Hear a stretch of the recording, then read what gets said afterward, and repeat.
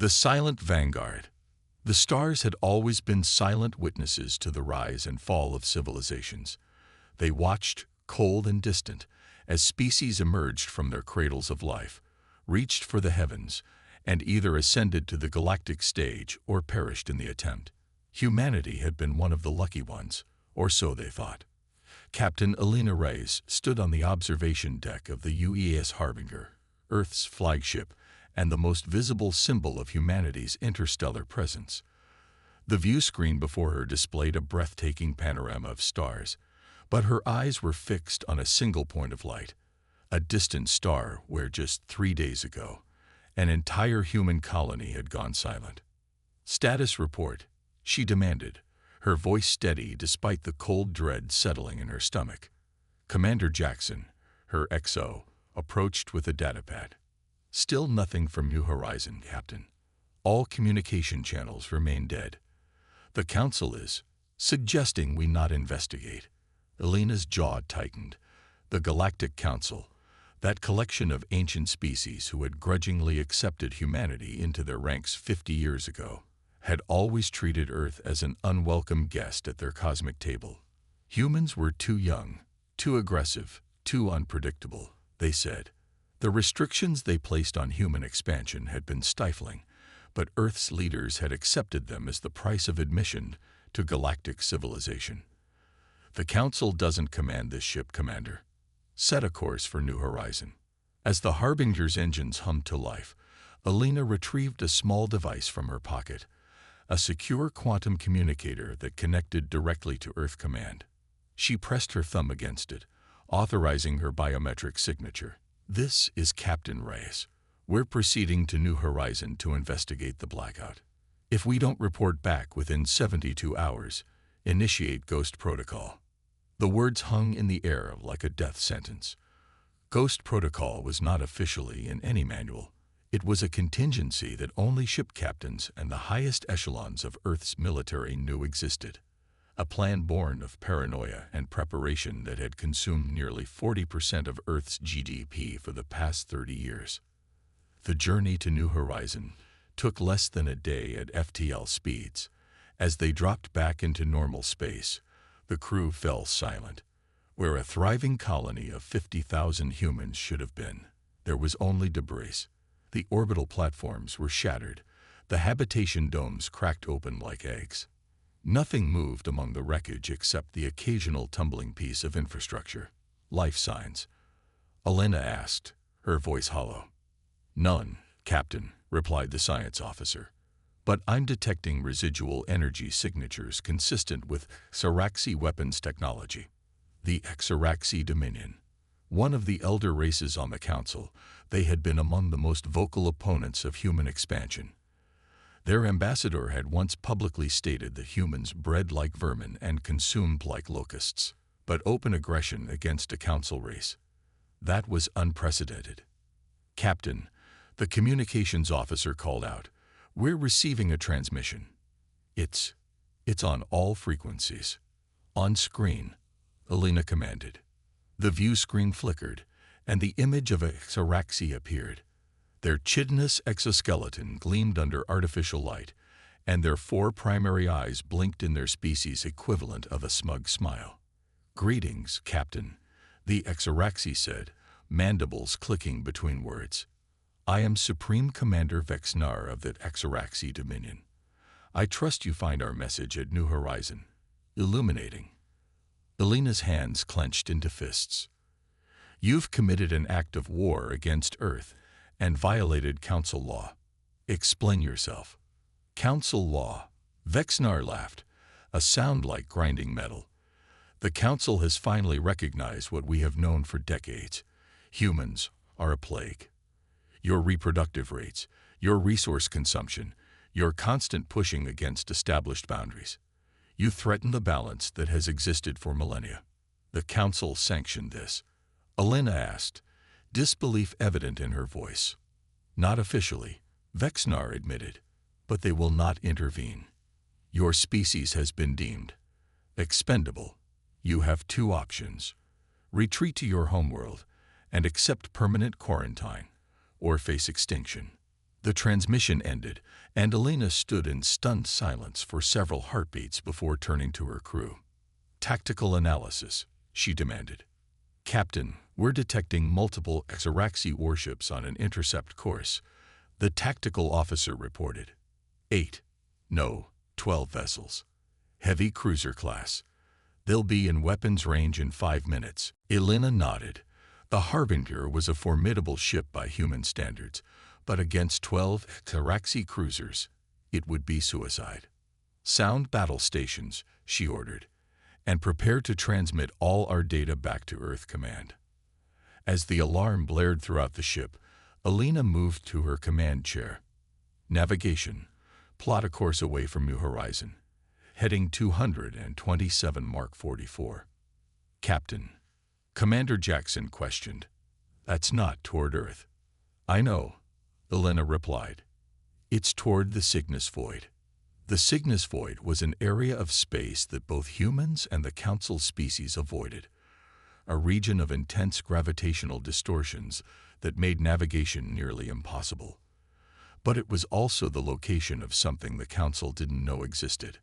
As the Harbinger accelerated away from New Horizon, the Xeraxi fleet gave chase. Their ships were faster, their weapons had longer range, and within minutes, the first energy blast struck the Harbinger's shields. "Shields at 82%, reported the tactical officer. "We can't outrun them, Captain." "We don't need to outrun them," Elena said calmly. "Just get us 3 more minutes at this heading." The ship shuddered as another blast hit them. "Shields at 67%. Elena opened a channel to all decks. "All hands, secure for emergency maneuvers." This is not a drill. 2 more minutes passed, each second marked by another hit from the pursuing Xeraxi. "Shields at 31%, Captain. We can't take much more." Elena smiled. "We don't have to. Cut all power to non-essential systems, including shields. Divert everything to the quantum beacon." "Captain." Commander Jackson looked alarmed. "Without shields." "Trust me, Commander. Sometimes the best defense is to look defenseless." The Harbinger went dark, its engines shutting down, its shields collapsing. It drifted, seemingly crippled, as the Xeraxi fleet closed in like predators surrounding wounded prey. "The lead Xeraxi vessel is hailing us," reported communications. "On screen," Elena ordered. Vexnar appeared again, his mandibles spread in what humans had learned was the Xeraxi expression of triumph. "A valiant but futile effort, Captain. Surrender your vessel, and perhaps some of your crew will be allowed to live as subjects of the Dominion." Elena checked her console's countdown timer. 10 seconds. "I have a better offer, Commander Vexnar," she said, leaning forward in her chair. "Look out your viewport." As if on cue, space itself seemed to ripple around them. From the gravitational distortions of the Cygnus Void, ships began to emerge. Not 1 or 2, but dozens, then hundreds. They materialized like ghosts, their hulls a deep, matte black that absorbed light rather than reflected it. Each was larger than the Harbinger, bristling with weapons emplacements, and surrounded by swarms of smaller craft. "What trickery is this?" Vexnar demanded, his confidence visibly shaken. "No trickery," Elena replied. "Just the contingency humanity has been building for 50 years while you thought you had us contained. We call it the Ghost Fleet. And you just woke it up." The first salvo from the Ghost Fleet didn't target the Xeraxi ships. Instead, a series of precision strikes disabled their engines, leaving them adrift and vulnerable. The second wave of attacks neutralized their weapon systems with surgical precision. "You see, Commander," Elena continued, "humans have always been good at 2 things: preparing for the worst and turning disadvantages into strengths. You thought you were containing us. We were using that time to build something the galaxy has never seen before." On the view screen, Vexnar's confidence had evaporated entirely. This is impossible. The Council's monitoring systems would have detected a fleet of this size. "Not if it was built in the places no one looks," Elena countered. deep ocean trenches, the cores of uninhabitable moons, the gravitational shadow of gas giants, places your precious monitoring systems can't penetrate. As she spoke, more ships continued to emerge from the void, their black hulls forming a wall between the Harbinger and the Exaraxi fleet. Elena stood, straightening her uniform. You have two options, Commander. Retreat to your homeworld and explain to your leaders how badly they've miscalculated, or become the first casualties in a war you started but cannot win. For several long seconds, Vexnar said nothing. Then, without another word, the transmission cut off. Moments later, the Exaraxi ships that could still maneuver began a slow retreat. They're withdrawing, Captain, reported Tactical. Elena nodded. Let them go. They need to deliver our message. As the Exaraxi fled, a new transmission came through on a secure channel. The holographic figure of Fleet Admiral Hiroki Yamamoto, the architect of the Ghost Protocol, appeared before her. Captain Reyes, the Admiral acknowledged. It seems the day we prepared for has finally arrived. Yes, sir, Elena replied.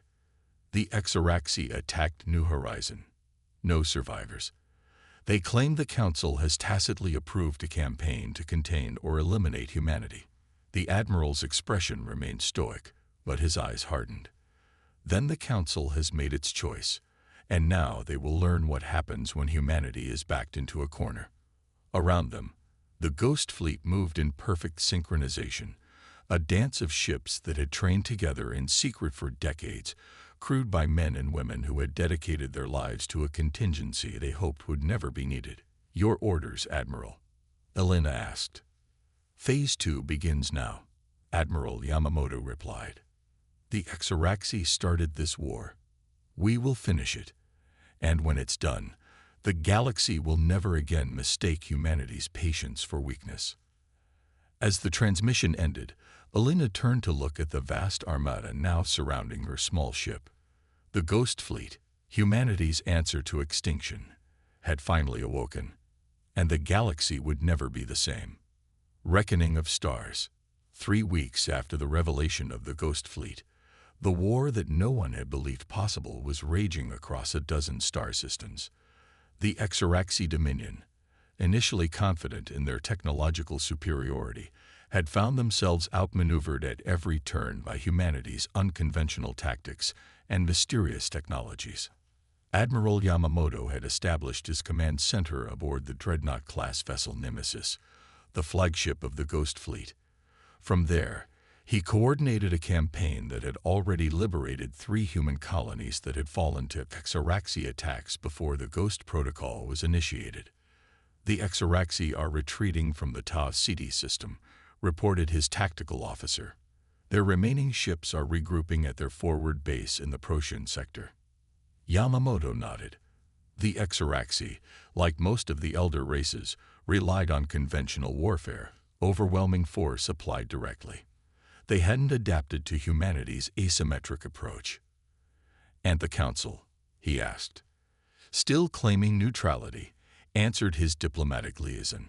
Though 3 member species have privately reached out expressing interest in discussions, they see which way the wind is blowing. Yamamoto mused. Prepare my shuttle.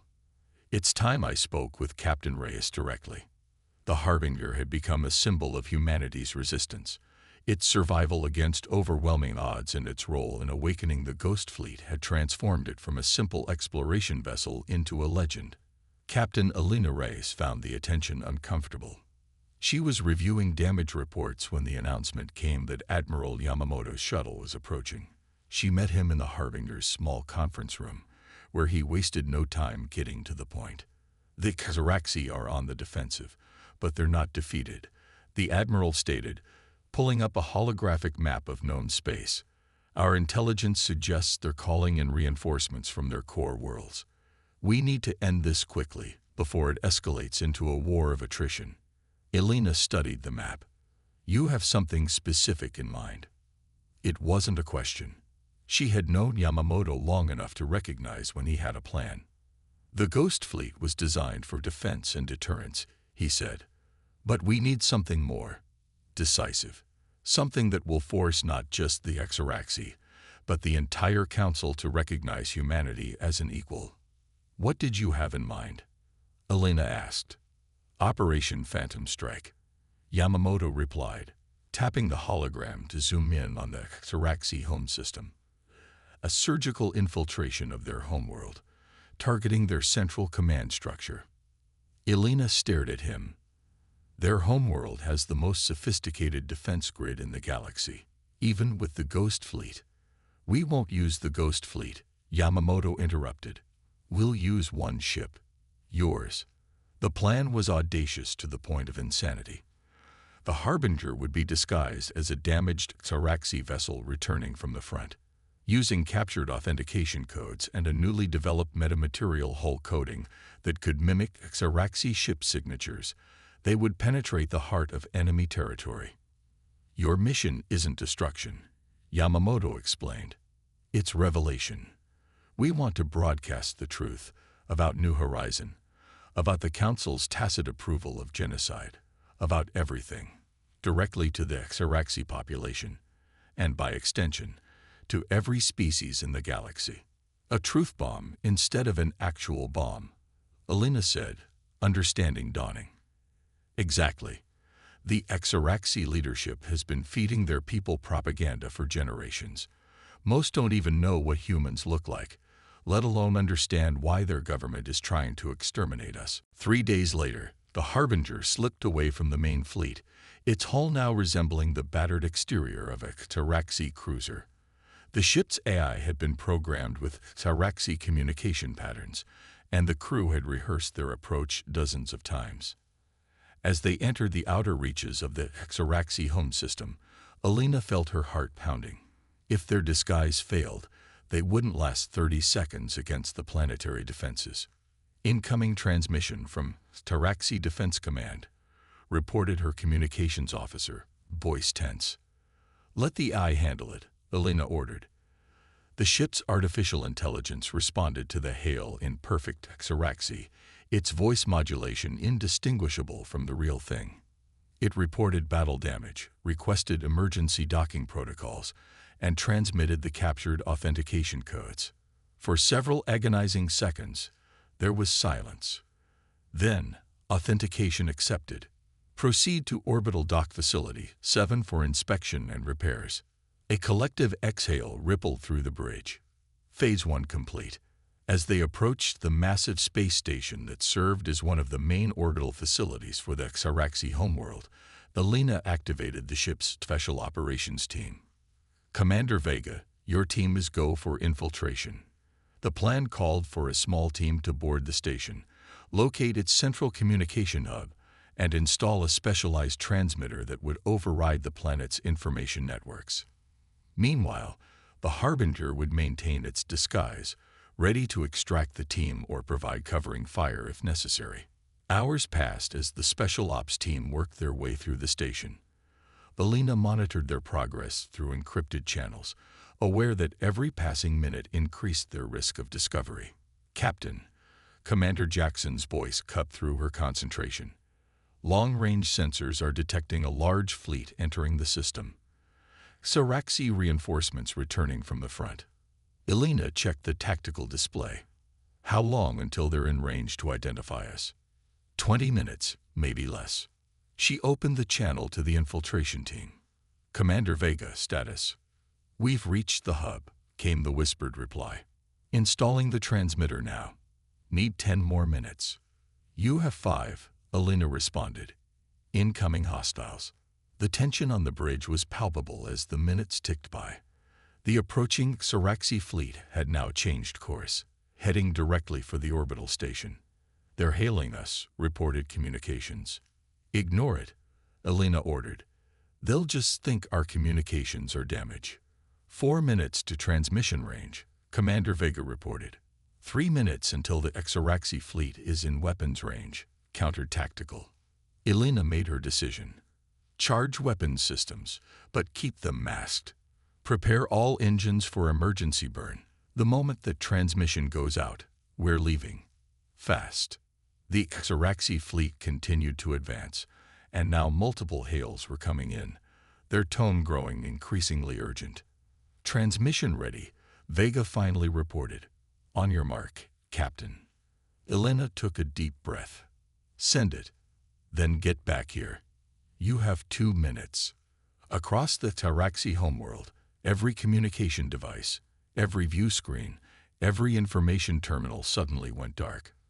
When they reactivated seconds later, they didn't show the usual government-approved content. Instead, they displayed the faces of the humans aboard the Harbinger. "People of the Taraxi Dominion," Elena began, her image now being broadcast to billions. "I am Captain Elena Reyes of Earth. You have been told that humans are a threat to galactic stability. What you haven't been told is that your government, with the tacit approval of the Galactic Council, has embarked on a campaign of genocide against our species." The transmission continued, showing footage of the destroyed colony at New Horizon, intercepted communications between Taraxi commanders and council representatives, and finally, images of the Ghost Fleet in action. "We did not want this war," Elena continued, "but neither will we accept extinction. We have the capability to bring this conflict to your doorstep, as we have demonstrated today. Instead, we offer another path." As she spoke, the infiltration team returned to the Harbinger, and the ship began to move away from the station, no longer hiding its true nature. "Taraxi vessels are powering weapons," reported Tactical. "Execute emergency burn," Elena ordered, then returned to her broadcast.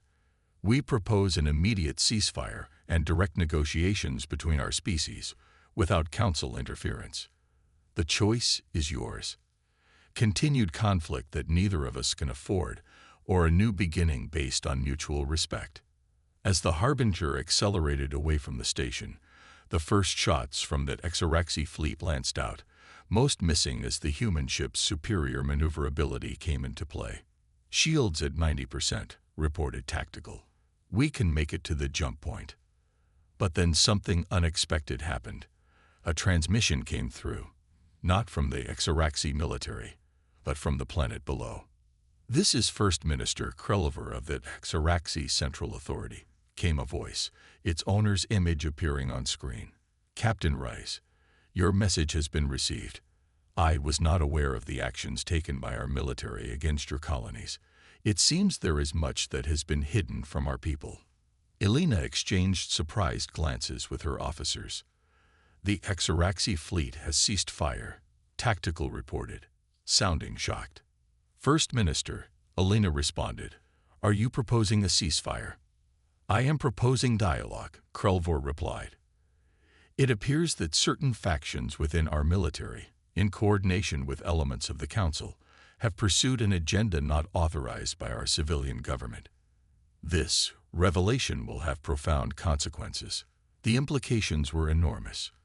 If the Taraxi civilian leadership had been kept in the dark about the true nature of the conflict, it suggested a deeper conspiracy within the Council itself. "I accept your proposal for dialogue," Elena said, "but understand that humanity will not back down from defending itself." "Nor would we expect you to," Krelvor acknowledged. "Perhaps both our species have been pawns in a larger game." As the transmission ended, Admiral Yamamoto's voice came through on the secure channel. "Well done, Captain. You've created an opening we didn't expect." "What now, sir?" Elena asked. "Now," Yamamoto replied, "we changed the rules of the game. The Council thought they could manipulate species against each other while maintaining their position of authority. It's time they learned that humanity doesn't play by their rules." In the weeks that followed, the revelation broadcast from the Taraxi homeworld spread across the galaxy. 3 other species came forward with similar stories of Council manipulation and covert operations designed to pit emerging civilizations against established powers. The Ghost Fleet remained deployed, a silent reminder of humanity's resolve, but the nature of the conflict had fundamentally changed. What had begun as a desperate fight for survival had transformed into a revolution against a corrupt system of galactic governance.